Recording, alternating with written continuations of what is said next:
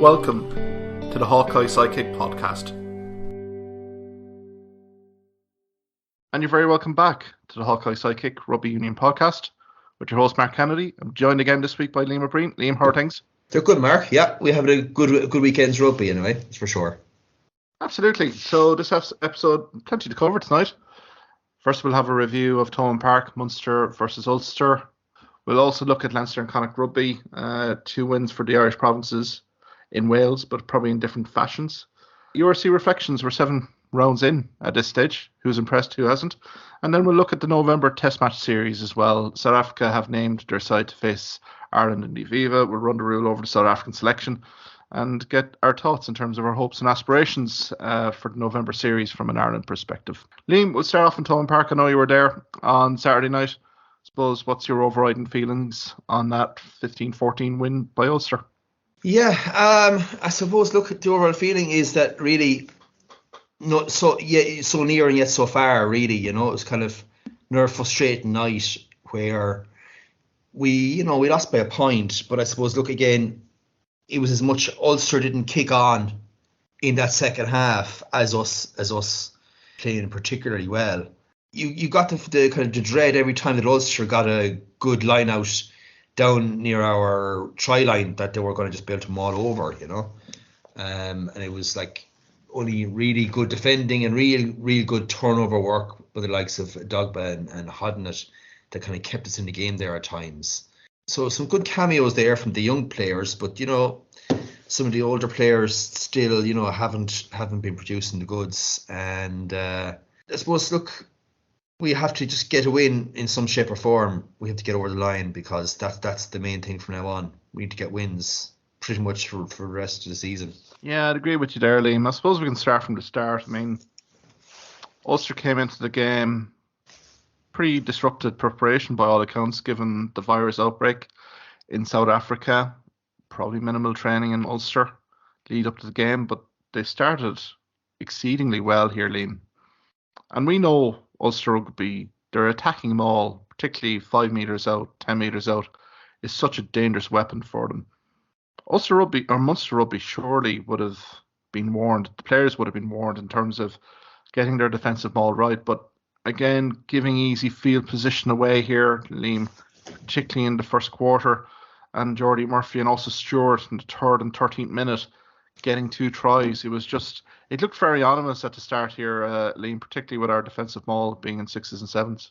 Actually, the first try, it was obviously against run of play, to be fair, I thought those first 3 minutes or so that, you know, we had the ball, we were attacking. We actually, for once, made a good start to the game ourselves. And then we find ourselves, you know, 5-0 down, Ulster maul try, Jordy Murphy. Now, of course, Jordy Murphy wasn't actually supposed to start the game with Sean Reffel, but he was ruled out. And Murphy was probably one of the most influential players, certainly in that first half. He was the influential, along with the hooker Stewart as well. So yeah, I mean, look, he got over and Doak missed there. But, you know, we got a penalty back after about 9 minutes with Crowley. It was clearly Vermeulen was holding on to our hooker Barron. So like at 3-5, it wasn't too bad. And even when Ulster, you know, got a try to get 3-10, there was still nothing in it. It was only a try because, again, it was another missed conversion. I thought Dogbo was powerful. I really thought he was powerful. In the ruck, I thought in turnovers, I thought in his carrying.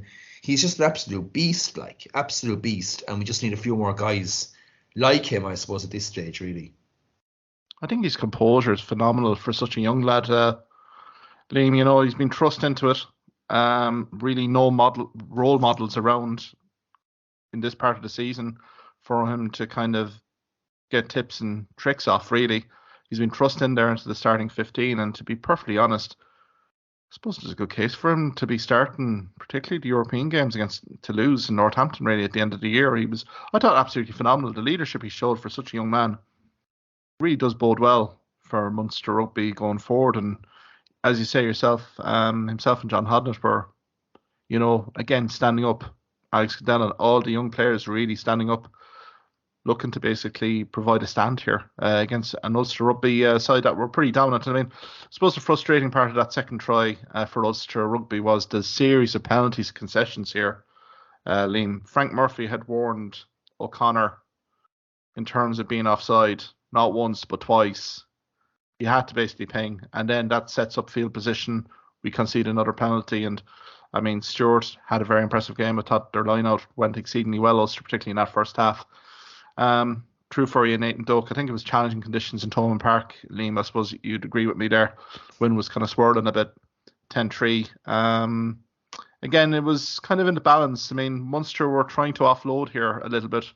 You could see a little bit of ingenuity here. Haley hitting the line, looking to pass the ball out. Barron had a few kind of notable carries as well. But again, that end pass, I suppose, not going to hand. But there was some promising signs there from Ulster, particularly in that second quarter. Yeah, there was, yeah, but I suppose look, even at, as I said, it was 3-10, and what's frustrating is Barron's throw, Munster had a line out miss there at a key moment, literally halfway through the first half, and then we had Crowley kicking the touch, and Ulster getting a turnover ball. So it was kind of a bit frustrating there. I mean, we actually had a very good attack there. I think it was on 25, 26 minutes, where we actually had Campbell out of tackle to Fekatoa, who passed left right to Daly, and that was quite an impressive attack that we got together. No, absolutely. There were some encouraging signs there, but again, hit by a sucker punch just before half time again, Liam. James Hume finding space on the outside channel, exposing Patrick Campbell and also Jack Crowley defensively. His power getting over just on half time. 15-3 at half time. 3 tries in the bag for Ulster Rugby, but I suppose it was a game of two halves. Ulster Rugby playing with that strong breeze in the first half, Liam. It was a complete role reversal. Ulster as an attacking force really didn't see much of in the second half. Munster slowly but surely ebbing away at the lead, thanks to Jack Crowley's boot. Yeah, they did. But just going back to the first half there, I mean, I have to highlight Malachi Fekatoa. He was an absolute disaster now. Basically the 2 tries that they got, the last 2 tries in the first half, were kind of down to him. The momentum he gave them, he was offside there for one penalty, which was basically led to an Ulster maul with McCann driving over. And then we had the ridiculous thing where not only did he knock on, but then, of course, he had the arm-to-head contact, which was a definite yellow. And, yeah, that it basically gave them the last 2 or 3 minutes before half-time Ulster ball for Hume to go over. And sure, I mean, that was almost the game up at that stage. It's good. It's a good job that you've brought up the Fekatoa and also for Mullen as well, because I felt so sorry for Frank Murphy, given the perspective here, an Irish interprovincial. Again, I don't know what the Irish referees and these Irish interprovincials, how, their partiality and stuff, it's always going to get challenged from a fan on the losing side here. But I mean, the Fekatoa hit, that's high. I think that's a red card all day long here, Liam. I think you can have absolutely no complaints. And on the back of the McCann, just basically clearing out, off his feet. I think you could see maybe a little bit of desperation in his play. You can see he's very over anxious. He's looking to over impress here, thinking about what he's going to do with the ball before actually catching it and then knocking it on. I think confidence is a little bit of an issue here for Fekatoa at the moment, certainly. Probably a night for him, to forget in some respects. And then the Vermeulen incident as well with Jeremy Barron as well. My question here is, what's the TMO in this fixture been doing? Because to me, there was an awful lot of flashpoint incidents here where the TMO was completely missing in action. So I think from both sides here, a bit of grievance, I would think, in terms of the officiating crew. And I don't think I'm criticising Frank Murphy here. I'm thinking like touch judges here and TMO here. I think Frank Murphy was kind of left a bit vulnerable on this fixture, given the performances of his other officiating crew members. Yeah, and I suppose, look, in partiality, you can certainly say that how could you have an ex-Munster player referee in Munster in a fixture? This also adds, I suppose, to the whole, craziness of the URC referees, the quality and their impartiality. South African referees, refereeing games between a South Africa team and an Irish team seem to have happened all last season as well. But look, I mean, Frank Murphy, I suppose in general, in terms of the Fekitoa thing, I think he was talking about mitigating circumstances. Like Fekitoa was driving downwards, he was trying to tackle downwards rather than upwards. But yeah, I kind of agree with you. Look, he was very lucky there, Fekitoa, in the first instance. And yeah, I mean, look, definitely Vermeulen also definitely was like very, very dubious. Probably again you'd have to say should have been gone off as well. Exactly. I think there was kind of flashpoints. I think there's plenty of rivalry between these two camps, and I think there was an awful lot of off the ball stuff going on. I think there was tip tackles being highlighted here in social media on various accounts, and this, that, and the other. It's very hard to kind of keep track of it all, but I think there was a nice little spice to the fixture, really, Liam, to be perfectly fair. But I think officiating crew-wise, I think the video analysis would have probably been a very interesting kind of read, this week. But I suppose going back to second half-wise here, Liam, 15-3 down at half-time, Munster coming out.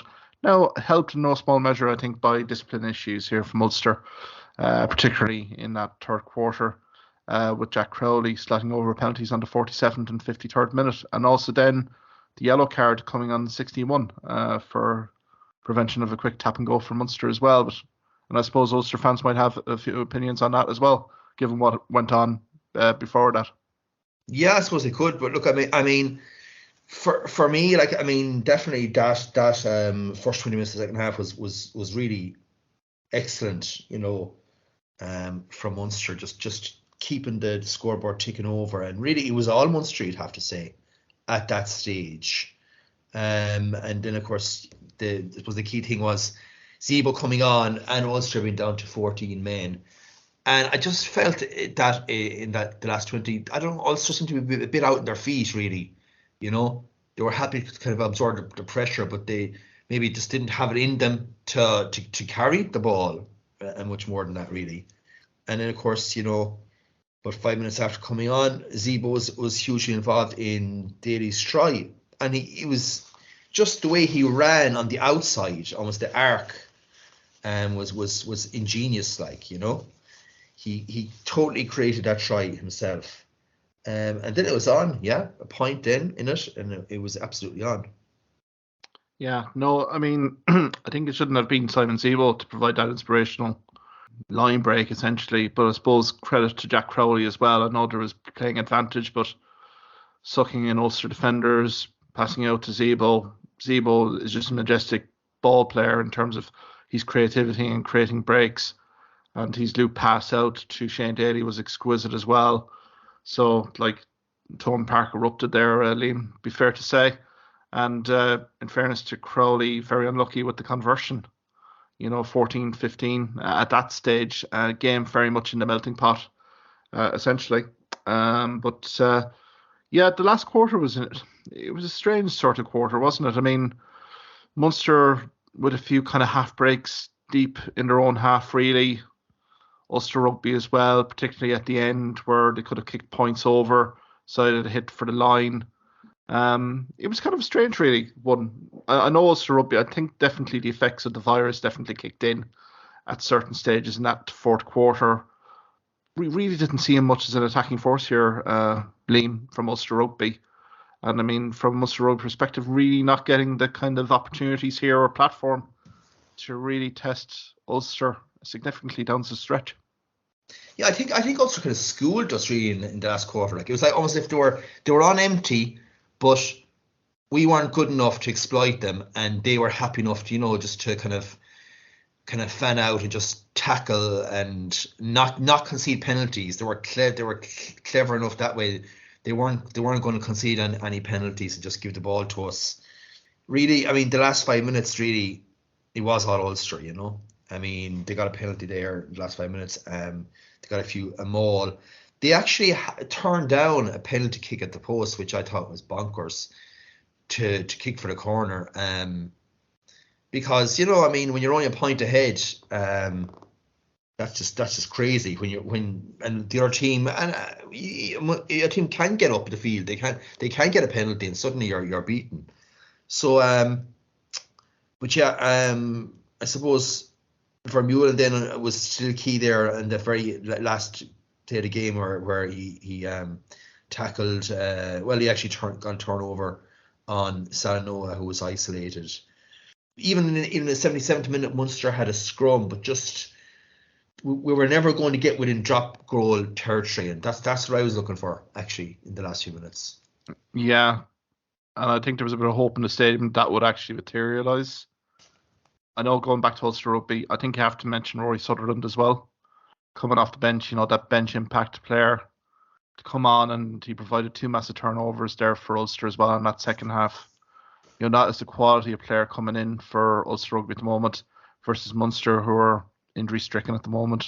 We're really down 33 players just last weekend alone. So from that perspective, Vermeulen became a very dominant figure, particularly in the breakdown, particularly in that last 5-6 minutes. But I suppose you have to give kudos again here at Munster Rugby. A few of the young guys really turned up. The likes of Keane Hurley acquitted himself very well when he came on. Same with Evan O'Connell as well. I don't think you can really kind of, complain in terms of the work rate here. It's just things are just not clicking at the moment. If we can get a few more bodies back, a bit more experience, and maybe a bit more cohesiveness off the senior players here. As you said, Liam, at the outset of this podcast episode, we're just looking for a bit of luck here, just to get a result, to get a bit of confidence flowing into the side. Because 14-15, you can argue here if Nathan Doak had his kicking boots on, would have been probably a forlorn task for Munster per se. But again, look at the scoreline, 14-15. The game was right in the melting pot. And given the injuries, given the personnel issues that Munster Rugby have had, it's probably, it is kind of a, disappointing result. But again, it's the young guys, it's the development and the progression. But standards will have to improve significantly here, Liam, for that W to actually become a reality. Yeah, I mean, look, that is a positive. It's almost as if they are forced to start those young guys. And you look at Edogbo in particular, is a guy who you could argue in terms of the European competition, it's like him in the second row and someone else. That's how it's went. And Hodnett is a live option, Crowley as well. I think Patterson, even as a bench option for scrum half, is certainly up there as well. But I mean, at the end of the day, it's another result which puts us further away from qualifying for Europe next season. And I suppose the only way we can look at it is that there's a month off now until the Connacht game. There'll be a lot of players able to come back from injury, and hopefully that will add to the squad, and that we can get a few games times managed better. I suppose there were some guys already, I'd say, have worked up quite a bit of minutes, and we get combinations. I think the combinations are still quite weak. Front row and centre, even in the back three. So you kind of need combinations to be working correctly as well. Exactly, I fully agree with you there. I think front row wise, I think we'd highlighted this at the back end of last season with grave concerns in terms of maybe squad depth going in, particularly in the front row. And maybe that's been kind of proved a little bit in certain performances for Munster this season. But it was great to see John Ryan back in Thomond Park. I thought he put in a great shift in the side. So again, Dermot Barron seems to be getting more game time as well. The likes of Nigel Scannell, the Jean Kleins, Jack O'Donoghue's have been getting extensive game minutes, particularly in that first 4 or 5 fixture block. And maybe there's an injury or two coming from that excessive workload, I would say. Malachi Fekito is also, I think, the second most player in Munster with most game minutes played as well. So I think from that perspective, it is management will have to reflect from Munster in terms of the game minutes that folks have been getting, that workload, that injury reasons here. I think it's it's going to be an interesting retrospective in that Munster rugby camp, particularly this week. I know they have the international friendly with South Africa down in Park Kiev on November 10th. Maybe they use that to blood a few more young players into the side. But again, it's all aiming to November 26th, isn't it, Liam? With that Interpro derby again at home to Connacht Rugby. And that definitely is a must-win here, Liam. Any other result other than a win here, and you can write off the season in the URC. Oh yeah. I mean, yeah. It's just it's getting to that, because otherwise, beyond that, the next 3 or 4 games after that, like, it'll be hard to see us getting the victory, to be honest with you, because after that you're looking at what? You're looking at Stade Toulousain, you're looking at Leinster, Northampton. It's like, it's not good at all. So, but going back to John Ryan, I thought Munster actually were very comfortable in the scrum. I have to say, like, you know what I mean? All that's been made about the Ulster scrum. Yeah, I mean, he's there, so that at least he can lock in that scrum in the big games to come. Maybe use him sparingly in a sense, in terms of not play him every game, but play him in 3 or 4 of the crucial games, and then give him a well-deserved rest for a month or 2 after that.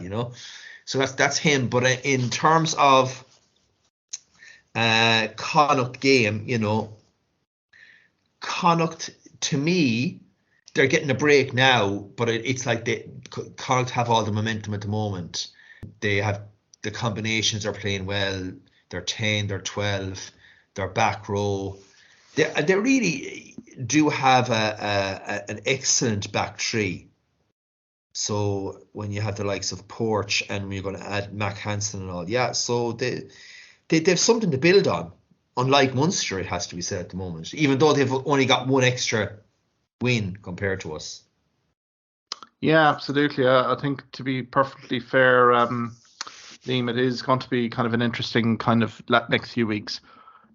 How many bodies can get back to full fitness here for Munster, particularly in that pack? I mean, they secured Kieran MacDonald-Siran as well. We haven't even talked about him, the new loan signing here. He's a second row, back row, coming from Wasps. Played an awful lot of his rugby in Glasgow Warriors and around Glasgow clubs on an amateur basis. I mean, a big unit here.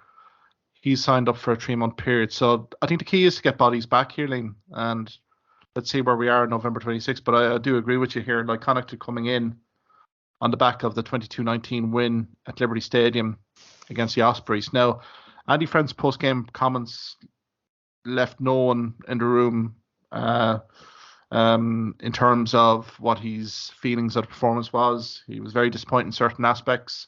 The fact that they were 12-0 down after 10 minutes here, because we had mentioned it, that this was a banana skin fixture, because Ospreys have a magnificent record against Connacht in recent seasons, and it looked like that after 10 minutes after tries from Sutton and also Morgan Williams getting Ospreys into a great start. But I suppose, Liam, looking at the Connacht performance, the positives you can gain is maybe last season they would have maybe dropped that game.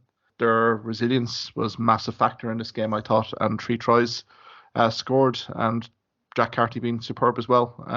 All in all, I think they deserved the result overall. Yeah, I mean, I suppose, look, it got to the stage where they were 22-10 up, and they were looking for the bonus try, and I suppose, look, they kind of let the Ospreys get back into it. But yeah, I mean, look, it's they got some smashing tries from Wootton, Blade, and Porch.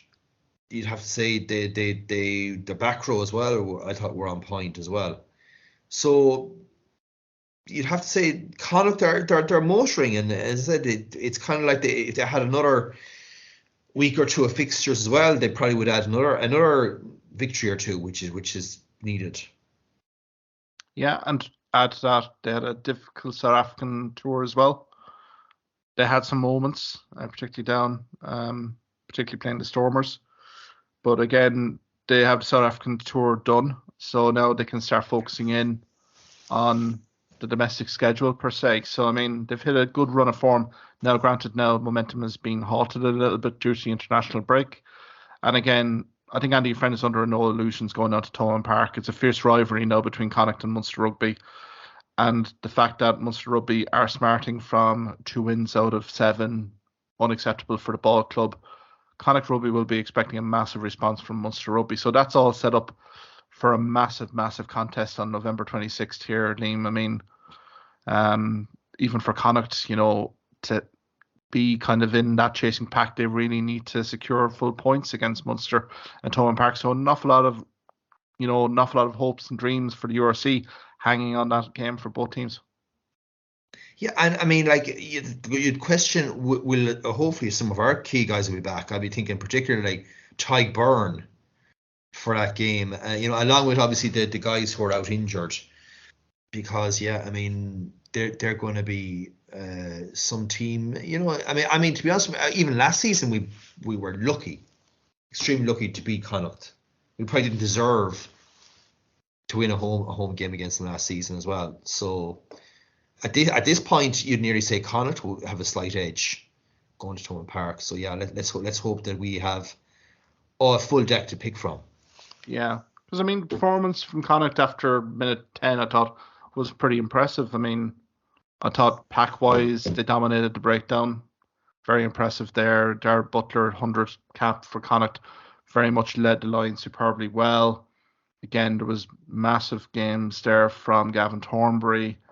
Again, the tries were so well worked here, Liam, and I suppose that's been the hallmark of Connacht down through the years.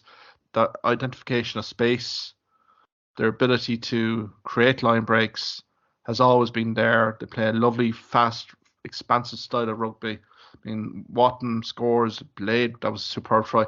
John Porter, I thought, was absolutely sensational here, Liam, during the game, both attacking with ball in hand, but his defensive work and particularly his clear exit strategy were just phenomenal. Some massive touch finders there, particularly in the third quarter, to keep Ospreys at bay. So, and Jack Carty, I know we've been a little bit critical about him off the tee, but again, comes up with 7 points and a superb drop goal there to make it 22-12. Now, granted, Parry gets to try late, makes it a little bit interesting, but I didn't feel at any stage here that Connacht were going to surrender that lead late to the Ospreys. Yeah, I mean, look, Connacht the last few minutes, at least the thing is that they own the ball. They just held on to it. They saw the game out, which is something that you'd have to say in the past. Connacht definitely, how many times have they blown leads in the final few minutes of a game and lost games? So now they're actually winning them, and that's the crucial thing about it. Yeah, absolutely. No, I think that was a key result for Connacht, and I know Andy Friend was very critical in terms of performance, but as we've said in the outset here, that's a game that they would have typically have lost. Coming in with good momentum, would have basically had the skids put under them by Ospreys, and Ospreys, as I said, having a good record. But I think that's a good win. Sets them up well. They're currently in 12th place, Connacht, with 13 points. They're only 2 points behind Sharks in 8th at the moment. Now, I do see, Munster fan forums as well saying, look, no need to hit the panic button just yet in the URC. But let's be brutally honest about this, Liam. Festive period. But even before then, we have Connacht on November 26th. We have Edinburgh away, who got a marquee result away to Cardiff Rugby, who have been flying very high as well in the Arms Park. So then you have Leinster at home at St Stephen's Day, and then you have the away fixture to Ulster Rugby in Kingspan. So, I mean, there are no easy games here for Munster to get on that winning run of form, really. So I think for Munster fans, I think we have to be kind of realistic here. I mean, I'd be quite happy here if we go 50% on those next 4 fixtures. And again, there may be gaps opening up a little bit more in terms of top 8 with everyone else. So I think people have to be pretty realistic here for Munster in terms of how the season may unfold. Yeah, well, I mean, look, when you think after 7 games of the season that we can effectively say we're not going to be top 4 and we've very little chance of being top 8, that's now I know. I mean, the South African teams came on last season strongly as well in the next third of fixtures onwards. But like, the thing is, for us, we have had almost bankers that in any other season we would have picked up. We'd have been probably at least 5 from 7 at this stage. That hasn't happened. Then the other difficult fixtures have to be negotiated, and we have to start like picking up away wins in, as you said, places like the Kingspan. So it makes it doubly difficult. Exactly. Edinburgh's home form traditionally has been very good as well. So, look, I think Munster have a few weeks. All I would ask is for them to focus on performance and get, as you say, cohesive units together, starting from November 10th, particularly on that South African representational side in Páirc Uí Chaoimh, building a bit of momentum, building a bit of confidence. That November 26th game is be all, end all. Forget Toulouse, forget Northampton. The Connacht Rugby game on November 26th is season defining here for Munster Rugby, because it will really set direction in terms of recruitment and in terms of everything else for next season. So I think it's a massive game. And I think maybe, Mark, what they should do now is, again, I think they've done enough training, you know. I think the South Africa game, in a funny way, is going to be a very good bonding week. I think it could be good bonding week. I think there could be maybe even after that there could be a few days on the beer after the South Africa game, and I don't think there's anything wrong with that, because something has to kind of, you know, change the culture in the next few weeks in Munster. Yeah, it's just maybe the break as well, trying to get away from it. As I say, a few team bonding weekend sessions, stuff like that. Groups of players kind of getting together, just even thinking outside of rugby, just trying to clear the head psychologically, because it feels right now that maybe a little bit of siege mentality has got into Munster Rugby a little bit in terms of these performances and chasing performances here. So I think that'll be a key. I think that November 10th international, that friendly match, maybe it's coming at a nice time here. I think the style of rugby that will be played, hopefully the weather will be decent down in Páirc Uí Chaoimh, to allow the team to kind of develop and really throw the shackles off a little bit, in terms of it's not really domestic league action per se, that they can express themselves and really kind of put in performance and build a confidence. So yeah, certainly anything is worth trying at this stage, Liam, from a Munster Rugby perspective. I suppose we can go to the Scarlets, Leinster Rugby now. Jeez, we were talking about Munster Rugby, and if you're kind of an old school fan like myself, when you see 13th Ospreys, 14th Munster, 15th Scarlets, I mean, teams that would have been perennially kind of contesting, particularly in the late 90s, early 2000s. I mean, Scarlets against Leinster Rugby. Leinster have gone 7 for 7. They're on 33 points. A magnificent haul. Again, it really showcased the squad, the selection, the confidence that Leo Cullen and management have in their core squad players. But my God, Liam, Scarlets are in serious trouble given the performance that they gave last Friday night. Yeah, I suppose, look, we've been kind of bad in a way, but like we haven't really gotten hammered in any of the games we played when you actually analyse it, you know.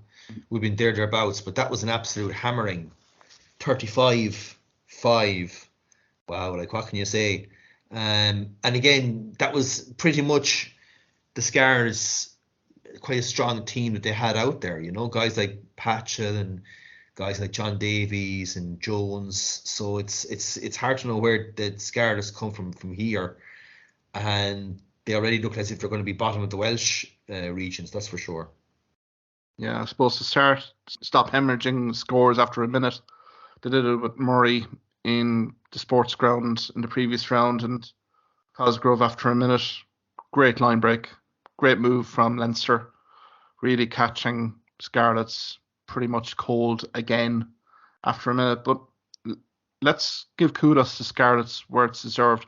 I thought for the next 20-25 minutes, they really gave as good as they got and really culminated in a superb try. And it really showcases the Scarlets when they get things right, particularly with Conber, Davis, and the Steph Evans try. I thought it was an exquisite move from Scarlets, really showcasing their skill set and really putting the game into the melting pot, essentially. Yeah, I mean, look, to be fair, it was a great flat pass there from Johnny Davies to Steph Evans, and Steph Evans is as good a finisher and a winger as there is in the whole competition. So yeah, I mean, that was, I suppose, look, that was the high point of what they could, and it showed what they can do. But that was it. Like, that was, they didn't score after that.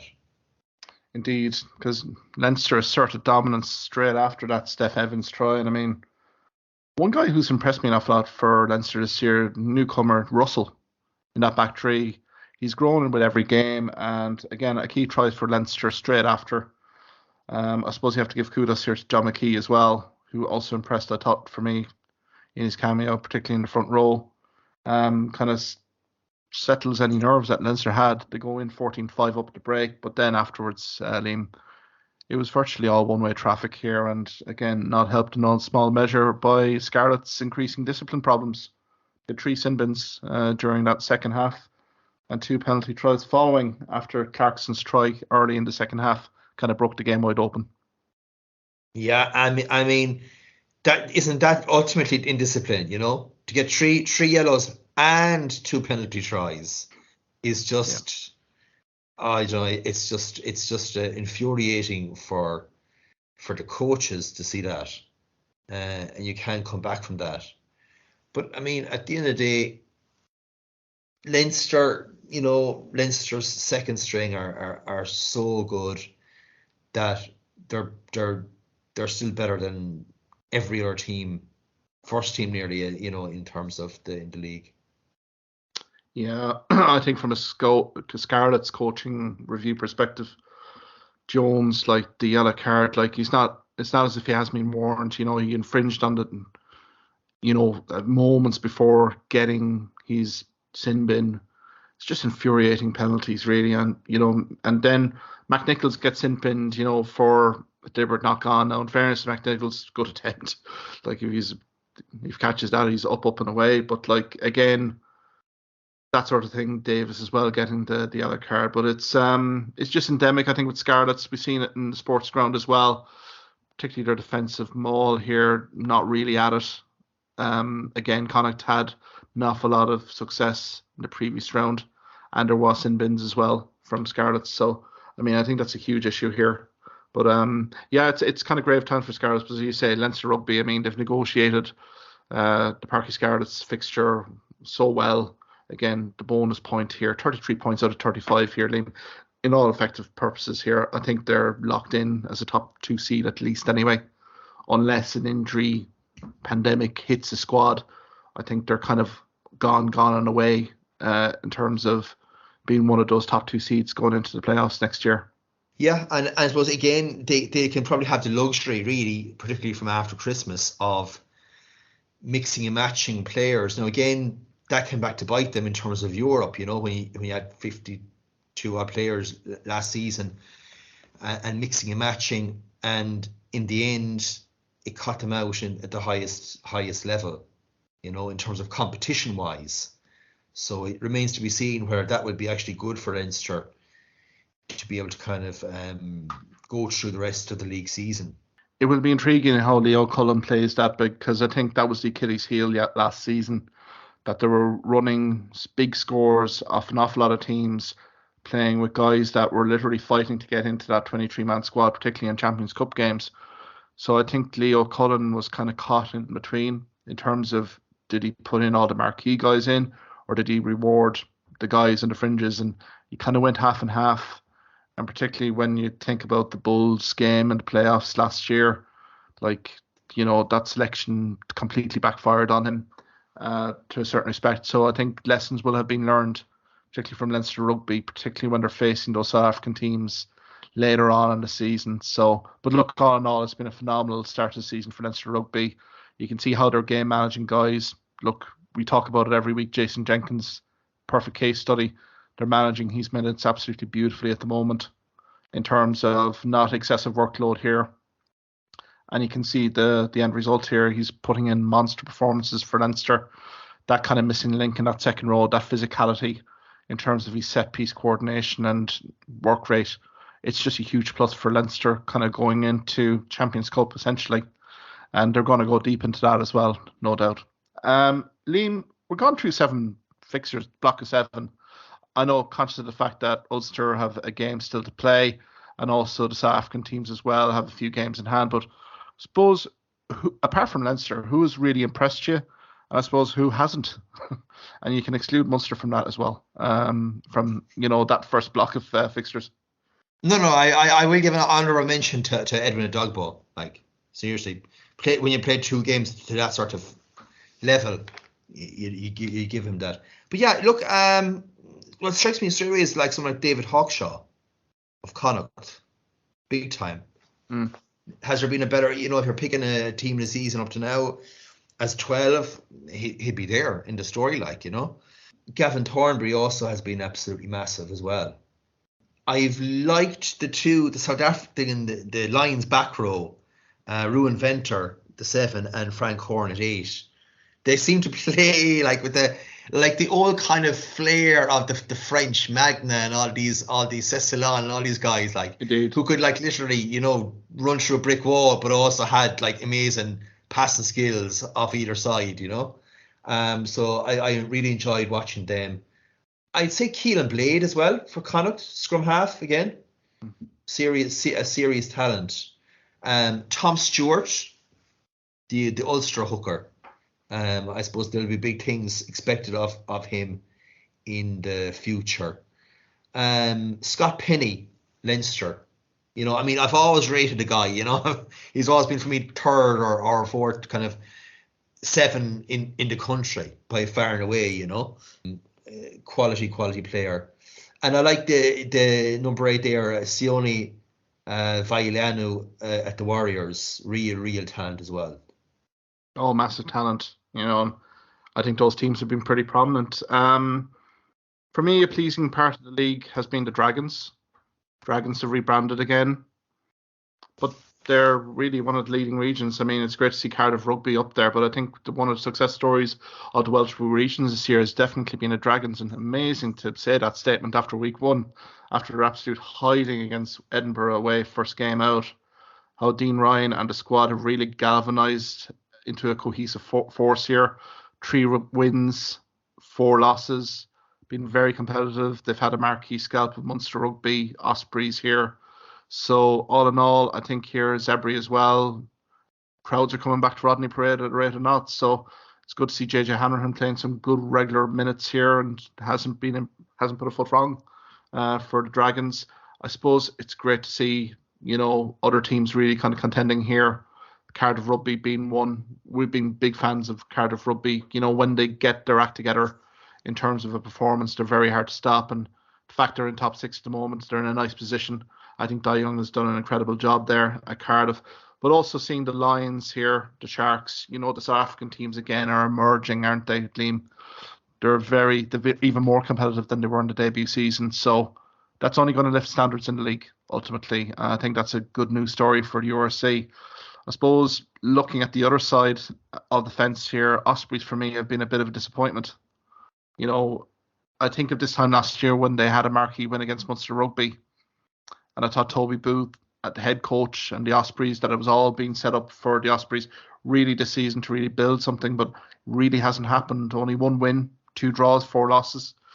And I think they're in fear of being detached here. And I think quite a few of the teams in the next week or two, when we get back to URC action, I'm looking at the top 8 right now, and no disrespect to any of them past 9 or 10 here, but there's a fear here that top 8 could be gone by Christmas here. Just there's little gaps going to be emerging here, I think, if results don't go the way of teams in the bottom half of the ladder. Yeah. And look, particularly, as you mentioned, the Ospreys scarred us in Munster. Yeah, absolutely. But at the moment, it's still doable. It's still doable, 2 wins essentially will get you right up into the top 8. I suppose to negotiate this next chunk is where you're going to have your 2 European games, and you're going to have your 2 domestic games, and that's quite crucial as well. And then of course you're going to have the same thing in January as well. So that's crucial management. Yeah, because the top 5 currently have a bit of a gap to 6, 7, and 8. Cardiff and 6. Glasgow, granted, have a game in hand. Sharks have 2 games in hand over an awful lot of teams above them. But it's just that sense, that I know we're only 7 games in, 18 rounds here, but I think for an awful lot of teams it is kind of going to be do or die here, particularly in rounds 8 and 9, particularly in the bottom half of the ladder here to really climb up the table. A little bit disappointed with Benetton as well, Liam. They started the season with great guns. I think back to that opening win against Glasgow Warriors at home. Their home form has been phenomenal. Away from Benetton, they've just absolutely not turned up. And I think from an Italian rugby perspective, Zebra as well, we need these Italian teams to really be contending a little bit. I'm just thinking of the Scottish-Italian Shield here. From Edinburgh and Glasgow now are probably eyeing up kind of bonus point wins here, particularly when we get to the backside of next year, particularly when Six Nations is on. So I don't know, it's been a disappointing kind of last few games for the two Italian teams as well. But look, I think it's all to play for anyway here, Liam. I think an awful lot of the top 5 are fully stacked.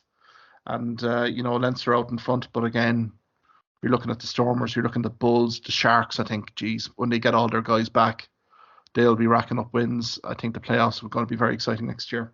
Yeah, and Cardiff again. I will keep coming to Cardiff. I think Cardiff are the great big hope there for Welsh rugby. What could be ultimately could be another disastrous season for maybe potentially even 3 of the teams. You know what I mean? As in not getting anywhere near Europe.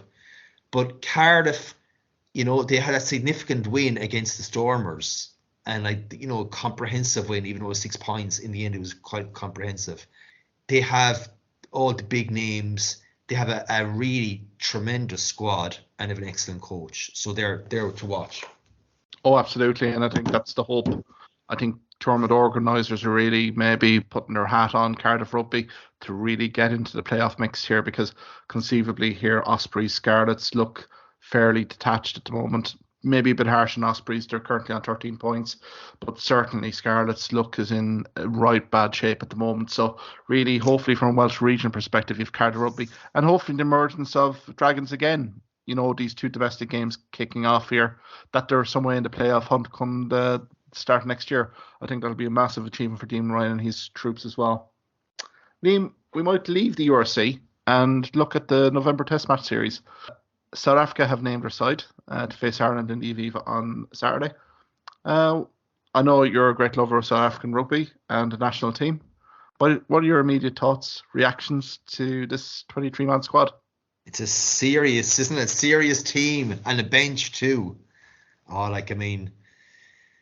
power, all pace there. But for Ireland, there are shoots of optimism, I suppose, even before the Irish team is selected. When you look at the South Africa team, in particular, I would say probably, having Jesse Creed at 13 instead of who's out injured.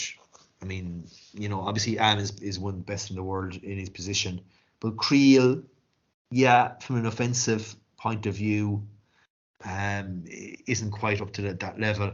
And I think more crucially is having Damien Willemse at 10. I think the guy has an overall game where South Africa could be extremely dangerous, but I think his kicking game for the likes of kicking, conversions and penalties, that's an area where South Africa could fall down under his stewardship at 10. Really excited to see, I say, Cheslin Colby at 15, when he has far more freedom than playing winger. So that's going to be intriguing too. And they have 2 really good fetchers on the bench in terms of Dean Furey and Quagga Smith as well. So look, it's an excellent team, very few weaknesses, and it's really going to test Ireland to the limit. Yeah, certainly. No, it's an impressive 23-man squad. I know our favourite from the Stormers, Evan Roos, not in the matchday squad, but it is showing just the depth and breadth of the squad here. And I think for South Africa, I think they're playing this well. I think they're really challenging Damien Willemse to literally deliver against Ireland. This is an audition tape for him to see for next year against a high-class opposition of Ireland. We'll hear the sound bites during the week in terms of how much the South African team respects Ireland. All the top-ranked team in the world, kind of media sound bites. But this is a team really, you can see from a front eight perspective, God, there's no weak point here at all. You have Etman Ethabet, you have Diager, Kolisi, Dutoit. These are all absolute, key names. And the one thing I want to see from Ireland here is the competitiveness of this Ireland front eight against a physically abrasive unit like South Africa. They're well-oiled, well-drilled machine here. It's great to see Malcolm Marks in at hooker as well, Liam as well. It's going to be a good workout for Ireland. And I think from an Andy Farrell perspective, I know the team hasn't been announced, but I think we kind of know realms of who's going to be in there. I think from a perspective of Ireland and the World Cup, this may be the key game for the November series, just to test themselves out against South Africa, particularly the physicality, particularly the game plan that South Africa will be going with. There's going to be plenty of kicking going to be involved here, and maybe the occasional kind of back three, kind of explosive power. Like, from a back three perspective, that's an exciting back three if they can get any quality front football here. So I think all in all here, Ireland, they're going to get a good test against South Africa. And South Africa coming to Ireland after that absolute trouncing they got last time they were in the Aviva. So they'll be eager to exact some revenge from that outing. Yeah, and I can the key thing is that unlike other seasons when the November tests, it was like it is still for New Zealand and Australia. It used to be that South Africa, it was end of year for them. But now the season is effectively aligned where the South African players are actually at the same level as the Irish players. So that it's going to be even more of a test for Ireland. It's a real true barometer now of where we are as a team. No real excuse to saying, the South Africans have played 14 tests this year and whatever, and their season is just over domestically. That can't be any sort of excuse whatsoever. But in terms of, I really want to see just how good or not the whole Porter, Sheehan, Furlong is going to be scrummaging wise. And of course also, I do honestly believe that the scrum, it's almost the front five. So it's the two locks are as crucial as the front row. So whether Ian Henderson is surprisingly drafted in there alongside Ryan, it's something intriguing to see. And then do you go with kind of I suppose a more robust back row? Do you go with Doris, Van der Fleer and Conan? Or do you even try, I think it would be intriguing to try someone like Gavin Coombs, actually. Now, is the Ireland tactic going to be moving around the South African front eight as well? Good quick ruck ball. If that is the case, then mobility maybe comes an issue here. And maybe a key selection point for the breakdown as well. So I can definitely see Doris getting game time. Van der Fleer, obviously, automatic lock. The Jack Conan, the Gavin Coombs debate. Particularly if they want that expansive game, then Jack Conan probably fits the bill here a little bit more. But I'd love to see Gavin Coombs getting 25, 30 minutes here, really testing himself out against the best of the best. And look at the operators that he's up against here, particularly in Khaleesi, Dutoit and Visa as well. And guys coming off the bench here as well. So I think from that perspective, it will be phenomenally interesting just to see how Ireland's game plan. They're going to look to run the expansive game, Sexton being the fulcrum here. And literally that quick work ball is going to be key, particularly from the back row here to secure it for halfbacks to really do damage here. I think it's going to be an intriguing game of styles here, Liam. I generally do think that this is one of the hallmark fixtures.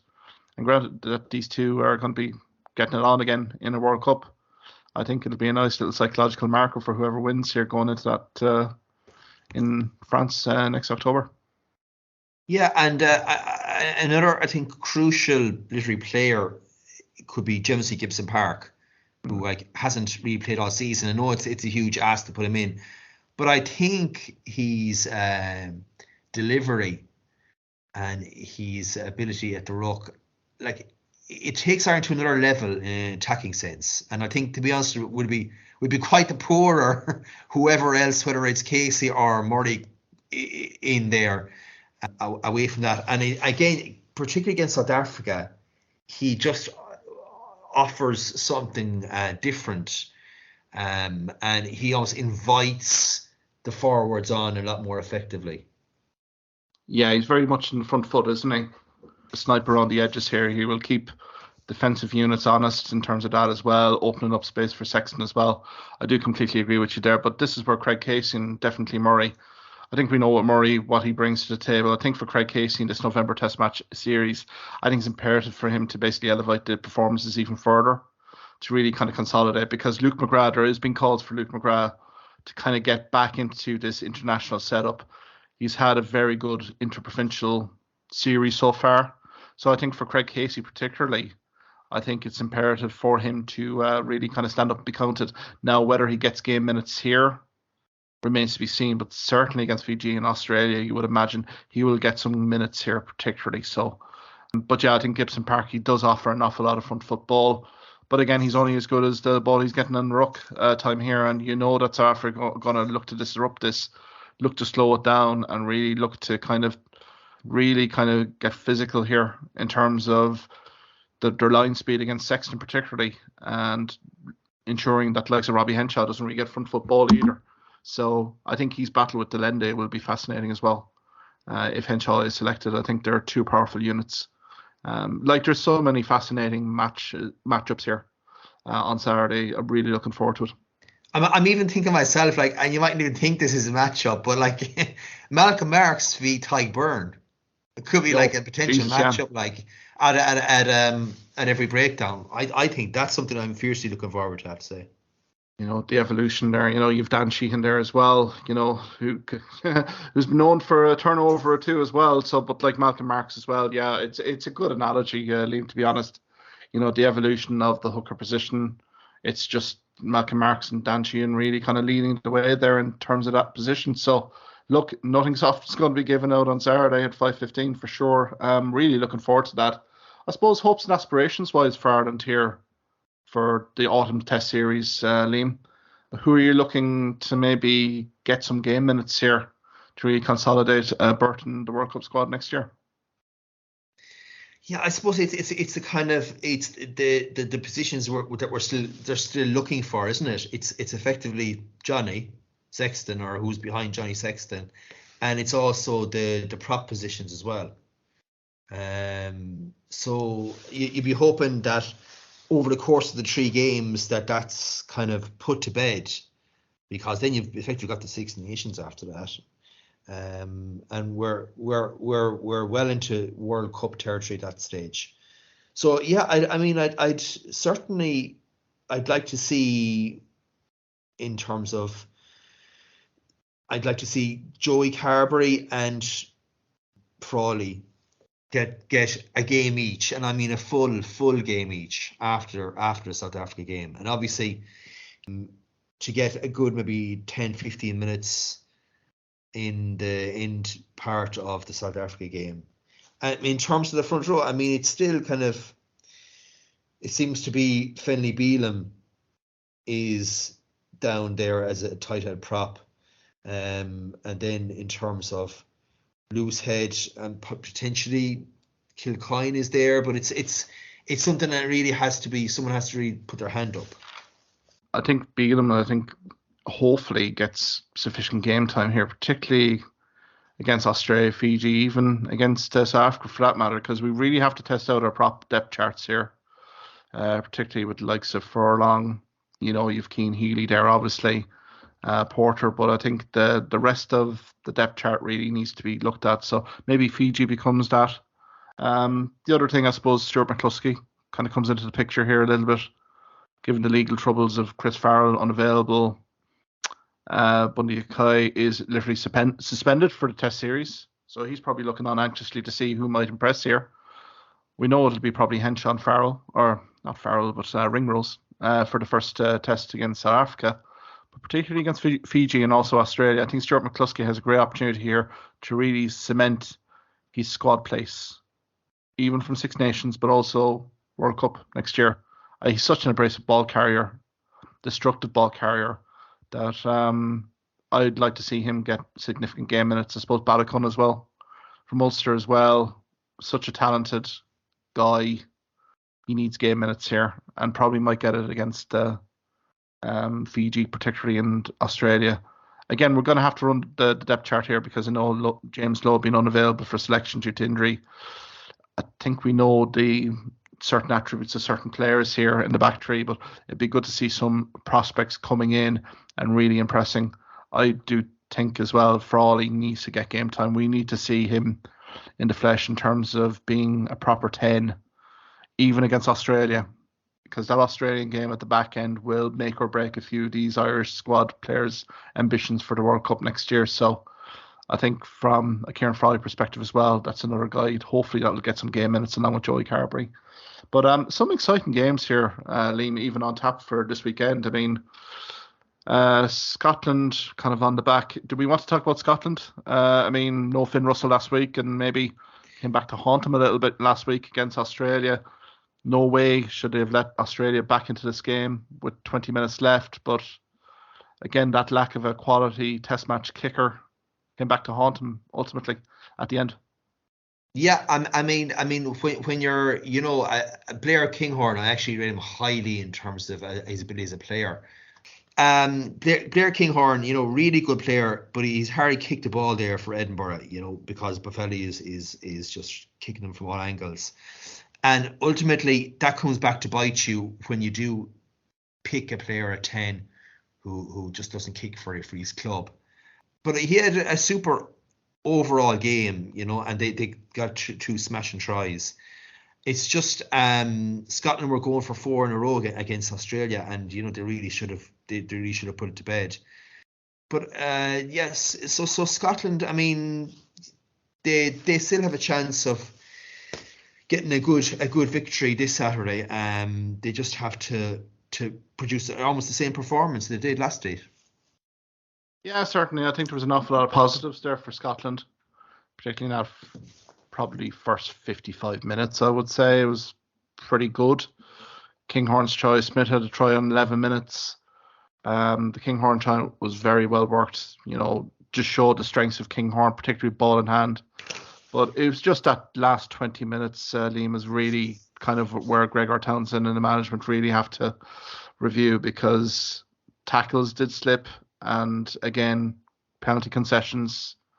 It did seem as if Australia did gain the platform.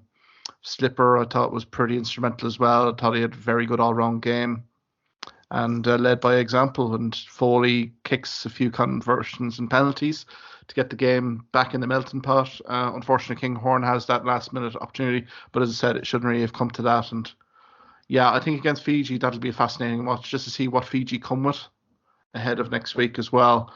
Wales have New Zealand as well in the Principality Stadium on Saturday. Now, New Zealand started their tour with a 31 win over Japan. Again, wasn't utterly convincing. Sam Cane now sidelined with injury. So, Liam, do you feel that New Zealand are a little bit vulnerable heading into this one? I'm going to put a tenner on Wales to get the win. Yeah, I definitely am, because I'm not sure what the stories are going to be in terms of Brodie Retallick gotten sent off, whether logically he shouldn't be available for this game either. And Sam Cane gone. Dane Coles is out. And then you have other players effectively coming in for their first international in the autumn, kind of in from the cold. So, yeah, I mean, geez, they're definitely there to be gotten, They just, it's kind of, I think even the public in New Zealand are kind of a bit worried about this one, because Wales, what they have is always guaranteed, they have an excellent combative back row. They'll always produce that. They have really informed wingers. So, I mean, they have the game to take it to New Zealand, take them to the wire. I totally agree with you there, Liam. Wales, the cohesive units now cross the pitch. I know Six Nations was disappointing from last season, but what they did do was identify an awful lot of young prospects. Basham, guys like that really got significant game minutes. I suppose it's a case study for Munster Rugby as well. You're bringing in these young guys, and the fruits of the labour should be seen in the following seasons. So I think from that perspective, from Wales, I think they're well primed here. Again, guys coming into form. You see the likes of the Dragons contingent. You see the likes of the Cardiff Blues. Guys are in top form at the moment. And again, the Welsh players, they elevate their performance when they get that national jersey on. So I think New Zealand are under no illusions here. I think Japan did show a few defensive vulnerabilities in New Zealand. And the fact that Brodie Retallick is out, certainly, it's definitely going to be, it'll be an interesting call. It'll definitely go down to the wire. If Wales didn't have an opportunity to beat New Zealand, I think this is the one time that they could actually do it. So I think that'll be a fascinating watch at 3:15 on Saturday. And also France-Australia and Stade de France. It'll be interesting to see what France do, how they've evolved. I know it's the first week of the November series here, but again, Australia have a good hard game under their belt from that Scottish win.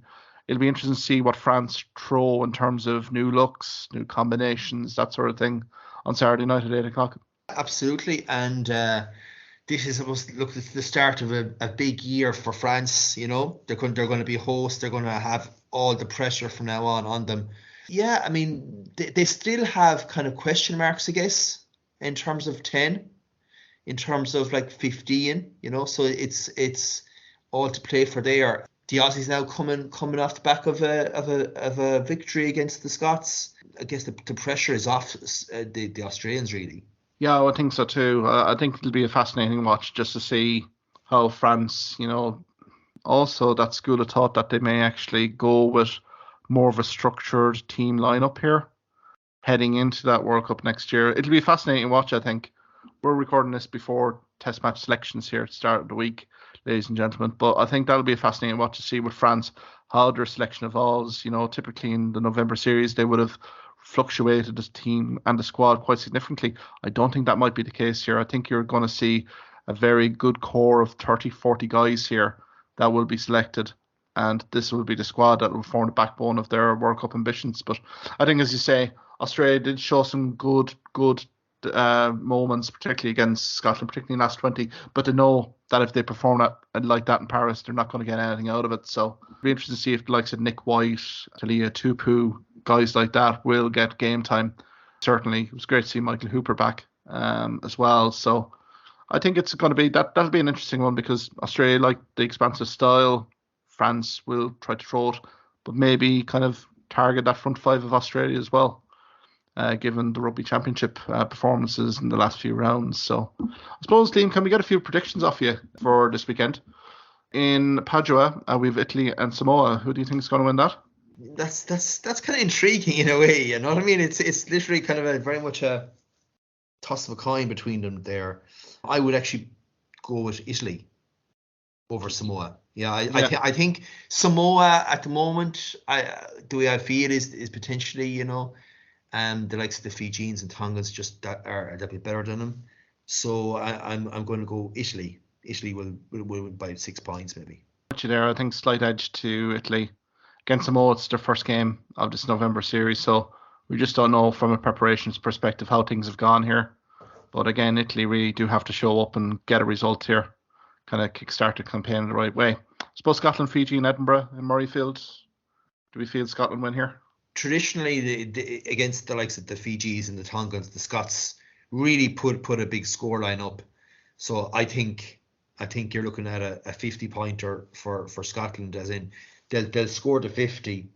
So they're going to get a comfortable victory there, I think. I think Fiji hopefully come to the party here and really provide good phases of play, but I'm with you there, Scotland, I think by maybe 20 points there at least. But I think Fiji will have some eye-catching moments there in that game.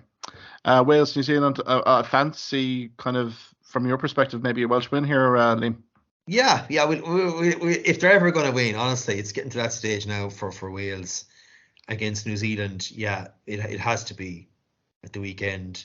I think they'll just get over the line. I think it'll be, I give them 5 point win for Wales.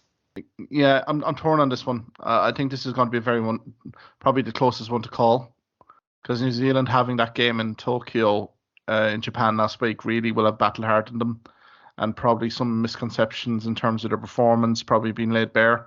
So I think we may see a bit of an improved performance, but I think given the personnel issues, I'm just going to slightly edge it to Wales. I don't think it's going to be much here. I think 2-3 points maybe, max. But again, it's a glorious opportunity for Wales to really get a long coveted win against New Zealand, just given the personnel issues that are in New Zealand at the moment. France, Australia? Yeah, I think in the second half, France are going to power to victory. I think their scrummaging is going to definitely come into it. So I think I give them maybe a 12 to 14 points at the end of that game. Yeah, likewise. I think this will be a slow burner first 30 minutes. I think penalties will rule the roost, but I think ultimately bench impact, I think France's pack is better. And I think that will open up the field for Ant Mac here to really kind of impress. I think by maybe 12-15. But again, Australia will show some good moments. In Ireland, South Africa, at 5:30 in Dublin on Saturday. Who are you going for here? Well, it's like this. It does boil down to this. Like, we have Johnny Sexton and they have Damien Willemse. So I mean, it almost is that simple at times. And so, like, I would have to go with Ireland. I'll go with us by 6 points. I think we have the out half. We obviously have a much more settled and I suppose quality centre combination there as well. I think that we're going to see the Irish back row really trench warfare against South Africa, and I think they're capable of doing that as well. So that's why I'm quietly confident. Yeah, likewise. I think home field advantage here. Weather is not going to be brilliant in Dublin on Saturday, from what I'm gathering. Again, South Africa are going to bring the physicality. It'll be great to see the test from an Ireland front eight perspective, who's gets selected, how we front up. But if we can get quick ruck ball here and really test the fringes of South Africa, I think we're in with a great shout here, particularly with Sexton. I think Willemse, it's a massive game for him to really kind of look to see where his long-term South African aspirations are, to be perfectly fair. Again, he has the footballing talent, but again, he has to bring that all together in Test match rugby, and it's another level up from URC. So I think from Sexton's perspective, as long as he can get good, quick ruck ball, I think from an Ireland perspective, they will look to move this very big, very physically aggressive South African team around the park. And I think gaps may open up in the last maybe 20, 30 minutes. I think about 6-7 points in it, but not, again, by no stretch of imagination. I think this will be left lovelily set up for France in the World Cup in 2023. And then finally, Liam, Eddie Jones, maybe under a little bit of pressure here to get maybe a result in Twickenham against Argentina on Sunday at 2:15. Who do you fancy in that one? Yeah, and again, I mean, really, Argentina over the course of the Rugby Championship, they acquitted themselves quite well at times. Getting that victory against the All Blacks and getting a very good victory initially against Australia. But then, they came back on the back of some heavy defeats there. So England, it's a new era literally for them again. I would take England. Maybe I would go a 10-point victory for England. Interesting. I'll probably go against it. I think England are a massive pressure to deliver here, and I think Argentina on their day, if their front five can get this right and be so cohesive, I think they're going to cause England an awful lot of issues here. I'm going to be interested just to see the reaction of the Twickenham crowd here after 50-55 minutes if this game's in the melting pot. I don't think it's been a great year for England calendar year wise. The direction under Eddie Jones is a little bit undefined and unclear at the moment. And if Argentina were to, I'm just thinking back to the Barbarians match as well here during the summer where they leaked a record score against the Babas. I think from that perspective, I think England supporters will be expecting a far more cohesive performance here. But Argentina are one of those teams that they've shown progression. They've beat New Zealand in New Zealand this season already. So I think from that perspective, I think Argentina have a great chance here. I wouldn't be all surprised if Argentina nicked this one 3-5 points, and really the English media may intensify their pressure on Eddie Jones as a result here. I generally do. But yeah, I think an awful lot of great games on tap there for week 2 of the international series. Liam, we'll leave it there. That was a lengthy one. Many thanks for your contributions. Enjoy the matches over the weekend, and sure, next week might run the rule over Ireland v South Africa and preview the opponents in week 2 for Ireland, which is Fiji on the 12th. Many thanks, Liam. Have a great weekend. Yourself. Bye. Thank you for listening to this podcast episode. If you liked what you heard in this podcast, why not subscribe to the Hawkeye Sidekick podcast on either Amazon, Spotify, YouTube or Twitter platforms. You can also follow me at Hawkeye Sidekick on Facebook and Twitter for the latest sporting opinions, articles and reports.